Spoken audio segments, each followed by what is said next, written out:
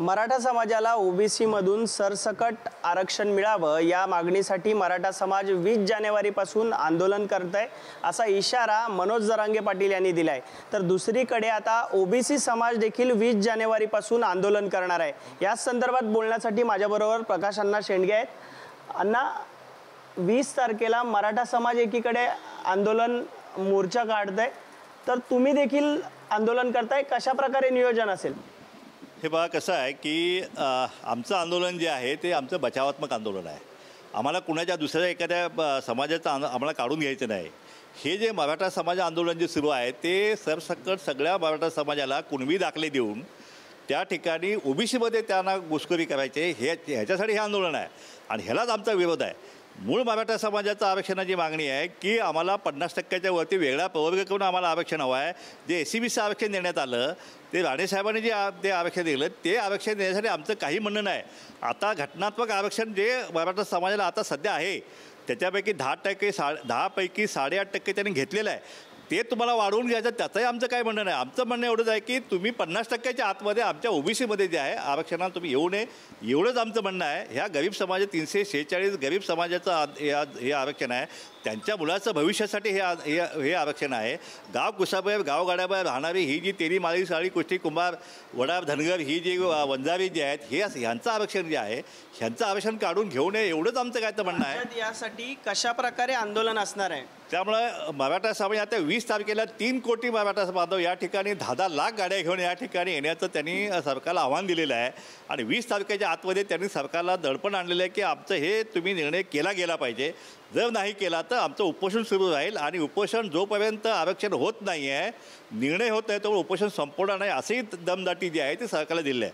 आणि म्हणून आमचंही सरकारला इशारा आहे, जर अशा प्रकारे सरकार निर्णय घेणार असेल तर आमचंही आंदोलन 20 तारखेपासून सुरू होत आहे। राज्यभर आंदोलन जे आहे आमचं सुरू होत आहे। प्रत्येक जिल्ह्यामध्ये तालुक्यामध्ये मुंबईमध्ये सुद्धा हे आंदोलन त्या ठिकाणी आझाद मैदान या ठिकाणी हे आंदोलन सुरू होणार आहे आणि कुठल्याही 20 तारखेच्या आतमध्ये सरकारने जो आहे आमचा जातीनिहाय जनगणनेचा निर्णय जो आहे तो या ठिकाणी मार्गी लावा।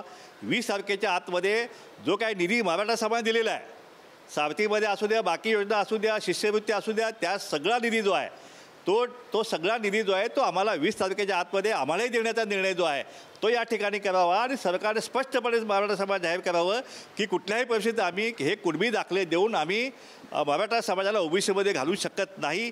हे असं स्पष्टपणे धोरण सरकार घेत नाही तोपर्यंत आम्ही आमचंही आंदोलन जे आहे ते संपणार नाही। आता इशारा सरकारला आम्ही देत आहे, यामध्ये आमच्याकडे 10 लाख गाड्या नाही आहेत, आम्ही तेवढे श्रीमंत नाही आहे। 10 लाख गाड्या मुंबईत घेऊन येते पण डिझेल पेट्रोल 100 कोटी लागणार आहे। आम्ही आमचं अन्नासाठी अजून आमचा संघर्ष सुरू आहे पोटासाठी, त्यामुळे हे आम्हाला परवडणार नाही। आमच्याकडे जे काय आहे ते आम्ही ऊसतोड कामगार आहोत, आम्ही हमाल आहोत, वीटभट्टीमध्ये काम करतो आहे, आमचे बेलदार आहेत, आमचे धनगर आहेत। त्यामुळे आमची जी वाहनं जे बैलगाडी असतील किंवा आमच्याकडे गाढवं आहेत, गाढवं घेऊन बेलदार मंडळी या ठिकाणी येऊ शकतील काय, त्याचप्रमाणे धनगरांचे घोडे आहेत ते घोडे घेऊन या ठिकाणी येऊ शकतील। पण गाड्या वगैरे जे आहे 10 लाख गाड्याचं एवढी श्रीमंती जी आहे आमच्याकडे ओबीसी समाजाला अजून आलेली नाही आहे आणि म्हणून आमची गरिबी जी आहे ती अजून फार पालापर्यंत आमची गरिबी आहे। ती गरिबी आहे, आम्हाला कुठलीच गाडी 4 व्हीलर आम्हाला परवडू शकत नाही। म्हणून आमचं आंदोलन जे पायी दिंड्या येतील किंवा ज्या मार्गाने जे आहे सरकारची वाहनं जे आहेत ते आम्हाला आम्ही घेऊ, पण कुठल्याही परिस्थितीत आमचंही आंदोलन जे आहे तितकंच प्रकाराने तितकंच तीव्र जे आहे ते आंदोलन आम्ही करणार आहे। आणि सरकारनं आमच्या मागण्यासुद्धा ज्या आहे त्या आमच्या मागण्याकडे दुर्लक्ष केलं आणि जर ह्यांच्या दडपणाला बळी पडून जर काय निर्णय केला तर मग मात्र 24 निवडणुकीमध्ये या सरकारला सुट्टी नाही। घरचा रस्ता दाखवल्याशिवाय ओबीसी स्वस्त बसणार नाही, कारण मराठा समाज फक्त 15% महाराष्ट्रामध्ये, पण ओबीसी समाज 60% आहे। त्यामुळे सरकारनं हे लक्षात घ्यावं की ओबीसीशी पंगा घेणं हे कुठल्याही सरकारला परवडणार नाही।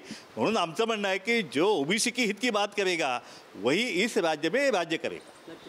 एकीकडे मराठा समाजाचं आंदोलन या ठिकाणी 20 जानेवारीपासून सुरू होणार आहे, तर दुसरीकडे ओबीसी समाज देखील आपल्या विविध मागण्यांसाठी 20 जानेवारीपासून राज्यभर आंदोलन करणार आहे। जो ओबीसी हिताची गोष्ट करेल तोच देशावर राज्य करेल, अन्यथा आगामी काळात आम्ही सरकारला आपला हिसका दाखवू असं ओबीसी समाजाचे नेते सांगताना आपल्याला पाहायला मिळतात। कॅमेरामन गजाननसह मी अल्पेश करकरे, एबीपी माझा, मुंबई। एबीपी माझा, उघडा डोळे बघा नीट.